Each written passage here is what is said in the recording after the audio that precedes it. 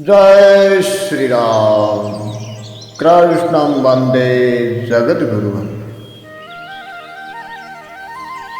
भजन भागीरथी के अहग्रिल पर्वा में आप सर्व आत्मीय बंधुओं का हार्दिक स्वागत है, अभिनंदन है। जय श्री कृष्णा, हरिओम। नित्य सत्संगत के तात श्रीमद् भगवत गीता यथावत चतुर्थ अध्याय के 33वें श्लोक से आज अपन सत्संग कर रहे हैं।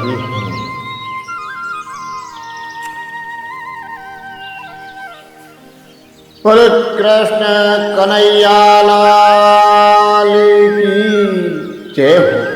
गीता मैया की जय हो। तमेव माता च पिता तमेव बन्धुः सखा तमेव विद्या द्रवीणं तमेव सर्वं देवि। अद्वैत अमृत वर्षिणि भगवते अष्टदशाध्यायिनम् अम्ब तवामि अनुसन्धानम् भगवद्गीते भगवद्गीताम् सन्ददारं भुजगशयनं पदं नाभं सुरेशं विश्वाधारं गगनसदृशं मेघवर्णशुभङ्गम् लक्ष्मीकान्तं कमलनयनं योगिभिर्ध्यानगम्यं वन्दे विष्णुं भवभयहरं सर्वलोकैकनाथं। वसुदेवसुतं देवं कंसचाणूरमर्दनं देवकी परमानन्दं कृष्णं वन्दे जगद्गुरुम्। ॐ श्री परमात्मने नमः। कृष्णं वन्दे जगद्गुरुम्। ॐ श्री सद्गुरु भयो नमः। श्रेयां द्रव्यं व्याज्ञानयज्ञव्रतं सर्वकर्माखिलं पार्थयामि परिसमाप्ति। हे प्रंतम अर्जुन, द्रव्यमय यज्ञ से ज्ञान यज्ञ श्रेष्ठ है। संपूर्ण कर्म और पदार्थ ज्ञान में समाप्त हो जाते हैं, ज्ञान में लीन हो जाते हैं। यानी जब तक मनुष्य अपने लिए कर्म करता है तब तक उनका संबंध पदार्थ क्रिया से बना रहता है। और अंतःकरण यानी मन बुद्धि चित्त अहंकार ये अंतःकरण होता है, तो तब तक ये अशुद्ध बना रहता है। अंतःकरण में कई दोष होते हैं, मल, विक्षेप और आवरण। मल संचित पाप उसको मल कहते हैं। विक्षेप चित्त की संचलता और आवरण का मतलब अज्ञान से ढका रहता है, निश्चय। तो अपने लिए कर्म न करने की बजाय संसार को प्रभु का स्थूल स्वरूप मानकर कर्म करने से वे कर्म प्रभु की सेवा रूप में बदल जाते हैं। इससे अंतःकरण के प्रथम दो दोषों का तो शमन हो जाता है, पर तीसरा दोष जो अज्ञान है, अज्ञान आवृत है, वो ज्ञान पूजा नहीं। ज्ञान प्राप्ति के लिए कर्मों का स्वरूप से त्याग कर तत्ववेता ब्रह्मवेता महापुरुष के सानिध्य में जाना पड़ता है, गुरु सानिध्य में रहना पड़ता है। ज्ञान प्राप्ति की वेदांत प्रक्रिया शास्त्रों में वर्णित है। ज्ञान प्राप्ति के 8 साधन बताए हैं। विवेक, वैराग्य, सठ संपत्ति यानी सम, दम, श्रद्धा, उपरति, तितिक्षा और समाधान, ये संपत्ति। चौथा साधन है मुमुक्षुता, श्रवण, 5वां छठा मनन, 7वां निधिध्यासन और 8वां तत्व पदार्थ संशोधन। अज्ञान का आवरण ज्ञान बिना नहीं मिट सकता। जब तक अज्ञान है तब तक मुक्ति नहीं। अज्ञान सहित मुक्त होना है तभी मोक्ष संभव है। कर्मों का स्वरूप से त्याग कर गुरु सानिध्य में साधक का एक ही लक्ष्य रहता है, चिन्मय तत्व प्राप्ति अर्थात ज्ञान। तब उस स्थिति में पदार्थ व क्रिया ज्ञान में लय हो जाते हैं। इस द्रव्य यज्ञ से ज्ञान यज्ञ श्रेष्ठ है। संत रुडमल जी भी कहते हैं, कर देती खूब तलाशी ज्ञान बिना मुक्ति है नाई। तन्न विदे प्रणिपाते परिपरस्ने निषेध्य उपदक्ष्यन्ति ते ज्ञानम ज्ञानिनिष्ठत्वदर्शिनः। उस ज्ञान को तो तत्वदर्शी ज्ञानियों के समक्ष जाकर समझ, उनको साष्टांग दंडवत प्रणाम करने से, उनकी सेवा करने से और सत कपट छोड़कर सरलतापूर्वक प्रश्न करने से तत्वदर्शी ज्ञानी महापुरुष तुझे उस तत्व ज्ञान का उपदेश देंगे।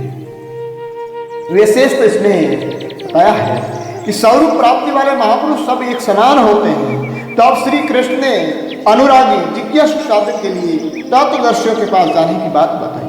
इससे ज्ञात होता है कि ज्ञान प्राप्त महापुरुष को परमात्मा श्री कृष्ण में कोई भेद नहीं है, अर्थात अभेद स्थिति को प्राप्त महापुरुष परमात्मा है। स्वामी अचलराम जी अपनी अनुभूत वाणी में कहती हैं, सदगुरु देवी मोक्ष निशानी माया प्रचंड खंड कर डारी शुभ शक्ति शानी। यज्ञातवान पुनर्मोहम् यास्यस्य पांडव येन भूतान शेषे द्रक्ष्यस्यात्मन्यतो महि। जिसको जानकर तत्व ज्ञान का अनुभव कर फिर तो इस प्रकार मोह को प्राप्त नहीं होगा। तथा हे अर्जुन, जिस तत्व ज्ञान से तू संपूर्ण प्राणियों को निशेष भाव से पहले अपने में और उसके बाद मुझ सच्चिदानंद घन परमात्मा में देखेगा। संतवाणी में राम जी ने कहा है, सोहम ज्ञान दिया मेरे सतगुरु अद्वैत ब्रह्म लखानी, लखिया वेद भेद नहीं रंचत माया मूल मिटानी। अपि सेदसी पापे भयो सर्वे भयो पाप कृतम् सर्वज्ञान वल्लभेन व्रजीनम संतरिष्यसि। यदि तू अन्य से पापियों से भी अधिक पाप करने वाला है तो अभी तू ज्ञान रूप होकर द्वारा निश्चित संपूर्ण पाप संघर्ष से चित्र नहीं।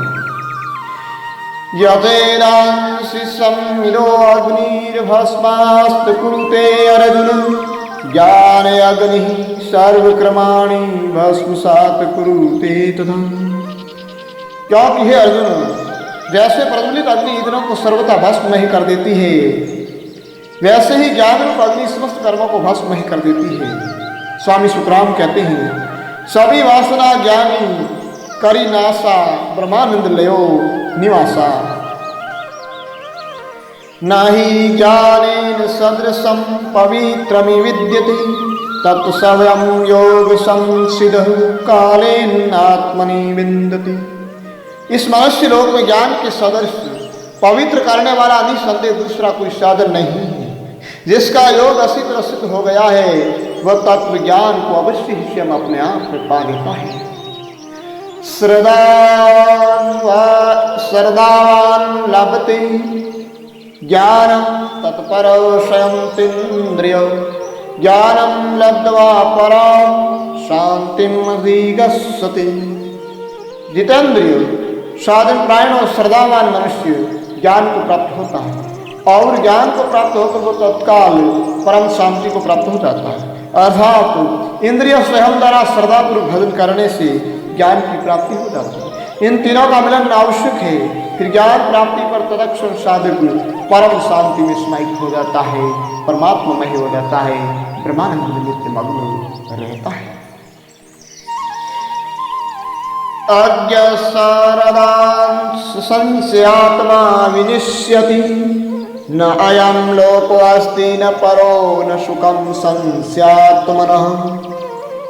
विवेकहीन और श्रद्धा रहित संशयात्मा मनुष्य का पतन हो जाता है। ऐसे संशयुक्त मनुष्य के लिए न ये लोक हितकारक है न परलोक और न सुख ही। योग संन्यस्त कर्मणा ज्ञान संशयम् आत्मवन्तं न क्रमाणि निबदन्ति धनंजय। हे धनंजय, कर्मों की विधि से संपूर्ण कर्मों का परमात्मा में अर्पण कर दिया है, और जिसने विवेक द्वारा समस्त संशयों का शमन कर दिया है, ऐसे स्वरूप परायण मनुष्य को कर्म नहीं बांधते। अर्थात जिसने विवेक आदि साधनों द्वारा ज्ञान प्राप्त कर सर्व संशय का शमन कर दिया है, वो सदा सर्वदा कर्म मुक्त हो गया है, यानी आत्म साक्षात्कार हो गया। तस्मात् ज्ञान संभूतं ज्ञानासिनात् मनु चित्वेनं संशयं योगम अतियुतिष्ठ भाव। इसलिए हे व्रतवंशी अर्जुन, तो हृदय में इस अज्ञान जनित अपने संशय का विवेक ज्ञान तलवार द्वारा छेदन करके शांत योग में स्थित हो जा और युद्ध हेतु खड़ा। ओम तत्सत श्रीमद्भगवत गीता ब्रह्म विद्यायां योग शास्त्रे श्री कृष्ण अर्जुन संवाद ज्ञान कर्म संन्यास योगो नाम चतुर्थो अध्याय। चतुर्थ अध्याय में ज्ञान कर्म और संन्यास के विषय विवेचन किया भगवान श्री कृष्ण ने, और अब आगे कर्म संन्यास योग के लिए 5वां अध्याय शुरू करते हैं। श्री भगवान ने चौथे अध्याय के 33 से लेकर के 37वें श्लोक तक कर्म तथा पदार्थों का स्वरूप से त्याग करके तत्वदर्शी महापुरुषोत्पाद ज्ञान प्राप्त करने की प्रचलित प्रणाली की प्रशंसा की है, जो अभी हम सत्संग करेंगे। और अर्जुन को तत्ववेताओं की शरण जाने की आज्ञा दी है। फिर 38वें और 41वें श्लोक में कर्मयोग की प्रशंसा सुनी। 42वें श्लोक में भगवान ने योगम अति उत्कृष्ट पद से कर्मयोग की विधि से युद्ध करने की आज्ञा दी है। इस प्रकार ज्ञान योग और कर्म योग दोनों की प्रशंसा सुनकर दोनों के लिए आज्ञा प्राप्त होने पर अर्जुन ये निर्णय नहीं कर सके कि दोनों में से कौन सा साधन मेरे लिए श्रेष्ठ है, क्योंकि साधक के लिए कौन सा साधन उपयुक्त रहेगा, इनका निर्णय सद्गुरु ही कर सकता है। साधक स्वयं निर्णय लेने में असमर्थ होता है, अतः इसका निर्णय श्री कृष्ण से करवाने हेतु अर्जुन प्रश्न करते हैं। अर्जुनवाच संन्यासं कर्मणां कृष्ण पुनर्योगं सुसंससि यस्येत्योरकं तन्मे बुर्हि सुनिचितम्। अर्जुन बोले, हे कृष्ण, आप कर्मों का सर्व से त्याग करने की और फिर कर्मयोग की प्रशंसा करते हैं, अतः इन दोनों में से जो एक मेरे लिए भलीभांति निश्चित कल्याणकारक साधन हो उसको कहिए। विशेष अर्जुन के कहने का तात्पर्य है कि आपने तो यहाँ पर इस लोक के समस्त मनुष्यों के कल्याण की बात करते हुए दोनों साधन बताए, परंतु मैं साधक आपके समक्ष खड़ा हूँ। मैं अकेला साधक हूँ, दोनों रास्तों का सफर एक साथ संभव नहीं है, अतः मेरे लिए तो आपको जो सही लगे उस रास्ते की यात्रा बताएं। संन्यास कर्म योग निहि श्रेष्ठ करावुः तयोस्तु कर्म संन्यासात् कर्म योग विशेष्यते। श्री भगवान बोले, कर्म संन्यास और कर्म योग ये दोनों ही परम कल्याण करने वाले हैं, परंतु उन दोनों में भी कर्म संन्यास से कर्म योग साधन में सुगम होने से शेष करें।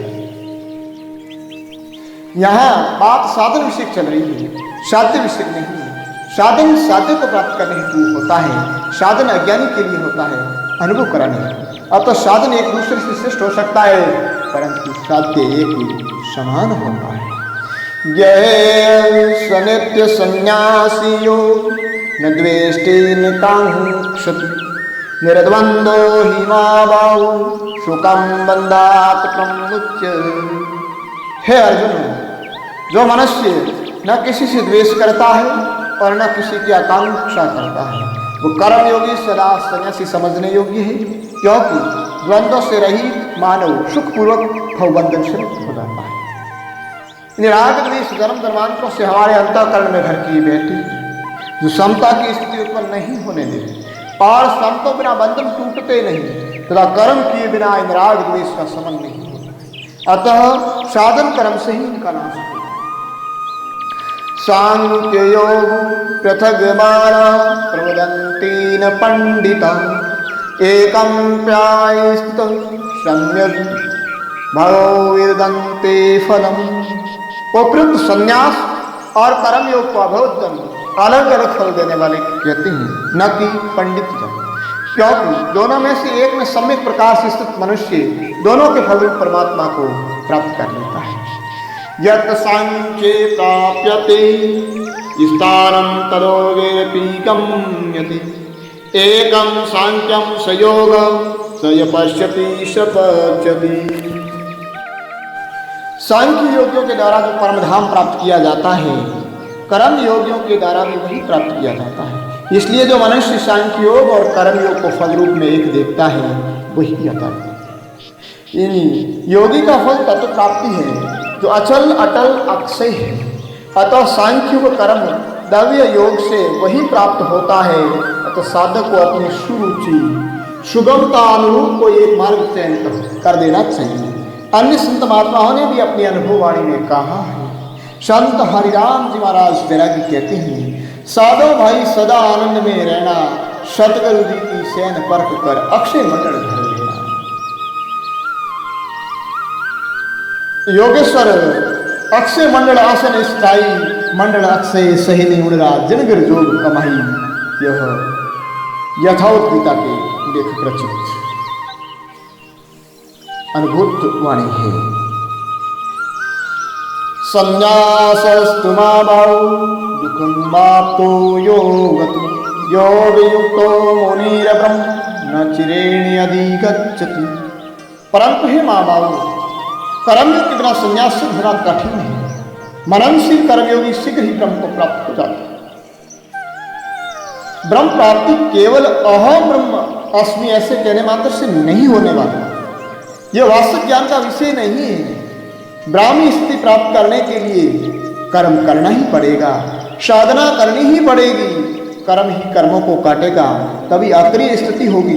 इसलिए भगवान कहते हैं कि हे अर्जुन, कर्म योग के बिना संन्यास सिद्ध नहीं होगा, अर्थात मननशील मुनि को ही ब्रह्म की प्राप्ति होगी। योग युक्तो विशुद्धात्मा विजिजात्मा जितेन्द्रिय सर्वभूतात्म भूतात्मा कुर्वन्नपि न लिप्यते। जिसकी इंद्रिया मन सहित शरीर अपने वश में है तथा अंतःकरण निर्मल और समस्त प्राणियों की आत्मा ही जिनकी आत्मा है, ऐसा कर्मयोगी कर्म करते हुए भी सदा निर्लिप्त रहता है। विशेषकर जो साधक इंद्रियों को विषयों से उपराम कर मन को इष्ट कर विशुद्ध अंतःकरण से कर्म करता हुआ परम से युक्त हो गया है, वह सर्वत्र सर्वज्ञ सर्वसमृत परमात्मा की ही सत्ता स्वीकार करता है। ऐसी स्थिति में वो मनुष्य यानी मुक्त आत्मा कर्म करता हुआ, कर्म का मतलब शास्त्र विहित सांसारिक व भजन साधन आदि लोक संग्रह है, तो वो कर्म करता हुआ कर्तापन से रहित होने के कारण कर्म उनके लिए बंधन कारक नहीं होते। वो सदा कमलवत निर्लिप्त विचरण करता है, संसार में रहता है, भेड़ा है पर भेड़ता न एव किंचित करोमीति युक्तो मन्येत तत्त्वविदं पश्य श्रवण स्पृश्य शृङ्गचन् सौपञ्च परल्यपन् विसृजन् गृहरुमिंस्त्रिभिः सन्नातिः इंद्रियाणीन्द्रियार्थेषु वर्तन्ते धार्यम्। तत्व को जानने वाला सांख्योगी को देखता हुआ, सुनता हुआ, स्पर्श करता हुआ, गमन करता हुआ, सोता हुआ, श्वास लेता हुआ, बोलता हुआ, मलमूत्र आदि त्यागता हुआ, ग्रहण करता हुआ, अन्न वगैरह जो है, आंखों को खोलता हुआ, मूलता हुआ भी सब इंद्रियां अपने अपने अर्थों में बरत रही है। ऐसा समझकर मैं कुछ भी नहीं करता हूँ, ऐसा मानना। यानी आत्मा आनंद स्वरूप है, इसलिए उनको आनंद चाहिए। व्यक्ति उसकी प्राप्ति विषय में करना चाहता है, प्रवेशी सुख तो क्षणिक। संसार के समस्त भोग जो इंद्रियों से ग्रहण किए जाते हैं उसमें क्षणिक सुख की प्रतीति मात्र होती है, वास्तविक सुख प्राप्त नहीं होता। वास्तविक आनंद साधना में मिलता है जो प्राप्ति काल में ब्रह्मानंद हो जाता है। ब्रह्मानंद का एक बार जिसने स्वाद ले लिया उसके लिए इंद्रिय आदि के भोग बिल्कुल फीके हो जाएंगे। तो उससे आसक्ति रहेगी नहीं। तब ऐसे योगी की सभी इंद्रियां अपने व्यवहार में बरतती है, कर्मासक्त होकर बंधन कारक नहीं होती। ब्रह्मण्याधाय कर्माणि संगम त्यक्त्वा करोति यः लिप्यते न स पापे पदम पत्रम इवामंसम्।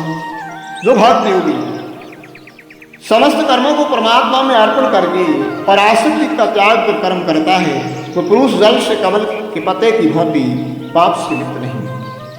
कायेन मनसा बुद्धिया केवलेन्द्रियैरपि योगिनः कर्म कुर्वन्ति संगम त्यक्त्वात्मशुद्ध्या। कर्म योगी आसक्ति का त्याग करके केवल ममता रहित इंद्रिय, शरीर, मन और बुद्धि के द्वारा अंतःकरण की शुद्धि के लिए कर्म करते हैं। यानी आत्मा तो नित्य शुद्ध ही है, पर जड़ के साथ संबंध मानने से अंतःकरण में मैल जमा हो जाता है। जिनको कर्म योगी ममता रहित होकर कर्म करते हुए अंतःकरण का मैल हटा देते हैं, ममता मल जरी जाई, मानस में तुलसी बाबा ने कहा।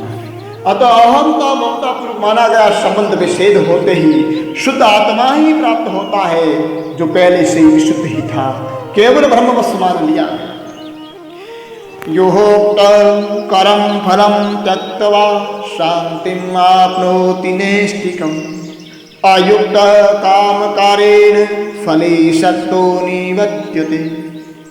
कर्म योगी कर्म फल का त्याग करके नैष्ठिक यानी भागवत प्राप्ति रूप शांति को प्राप्त होता है, परंतु सकाम पुरुष कामना के कारण फल में आसक्त होकर बंध जाता है। युक्त योग युक्त महापुरुष कर्म फल यानी मोक्ष परमात्मा की चाह नहीं रखते, निर्विकल्प निराकामता को प्राप्त हो जाते हैं। अयुक्त जो अभी तत्वनिष्ठ नहीं हुए, योग साधनरत है, वे फल इच्छा सकाम के कारण निष्कामता को प्राप्त न होकर सुख लेने की साहस से क्रम बंधन में फंस जाते हैं।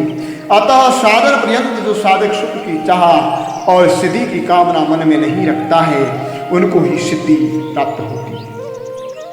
सर्व कर्माणि मनसा संन्यस्यास्ते सुखम नवद्वारे पुरे देहि नैव कुर्वन् कार्यम्। जिसकी माने सहित इंद्रिया वश में ही ऐसा निधारी पुरुष 9 द्वारों वाले शरीर रूपी पुर में सर्व कर्मों का विवेक पूर्वक मन से त्याग करके निसंदेह न करता हुआ और न करवाता हुआ आनंद पूर्वक अपने स्वरूप में स्थित रहता है। न प्राप्तित्वं न कर्माणि लोकस्य सृजति प्रभु न कर्म फल संयोगम स्वभावस्तु परिवर्तते। परमेश्वर मनुष्यों की न तो कर्तापन की न कर्मों की और न कर्म फल के सहयोग की रचना करते हैं, स्वभाव ही बरकरार है। आत्मा सदा करता है, अभोक्ता है। यह कर्म फल व्यापार सब प्रकृति प्रेरित है। जिसकी जैसी प्रकृति है, सत्व रज और तमस मिलकर की प्रकृति बनती है। तो जैसी जिनकी प्रकृति है वैसा स्वभाव है, जैसा स्वभाव है उनका वैसा ही कर्म होगा। उच्च है तो उत्तम कर्म होगा, अगर स्वभाव निम्न है तो निम्न कर्म होगा। अर्थात जैसा स्वभाव है वैसी जैसी प्रकृति है वैसे ही कर्म होंगे। उच्च तो उच्च और निम्न तो निम्न। अच्छे बुरे कर्म का कारण परमात्मा नहीं है, प्रकृति है। उत्तम प्रकृति अपनाकर परम का रास्ता अपनाओगे तो परम से युक्त हो जाओगे, और कनिष्ठ प्रकृति अपनाकर कर्म करोगे तो कर्म जाल में फंस जाओगे, जो जन्म मरण का हेतु होगा, कारण होगा। न आदते कश्चित् पापं न चैव सुकृतं विभु अज्ञानेन आवृतं ज्ञानं तेन मुह्यन्ति जन्तवः। सर्वव्यापी परमेश्वर भी न किसी के पाप कर्म को और न किसी के शुभ कर्म को ही ग्रहण करता है, किंतु अज्ञान से ज्ञान ढका हुआ है, उसी से सब अज्ञानी मनुष्य मोहित हो रही है। यानी सर्वव्यापी हमारी आत्मा ही एकमात्र चेतन है, इतर सभी जड़ है। परम से युक्त चैतन्य को शुभ अशुभ कर्म नहीं है, परंतु अज्ञान के आवरण से सत्य ढका हुआ है, जिसके कारण सभी जंतु तुल्य मनुष्य मोहित हो रहे हैं। जीव बंध्या शुभ अशुभ कर्म में ये सब कहीं खुलानी। बनानाथ जी ने भी अपने अनुभव में यह कहा। आज की सत्संग का हम यही विश्राम मिलती है। कृष्ण वंदे जगद गुरुम। कल कर्मस सत्संग अनवरत चलती रही। ओम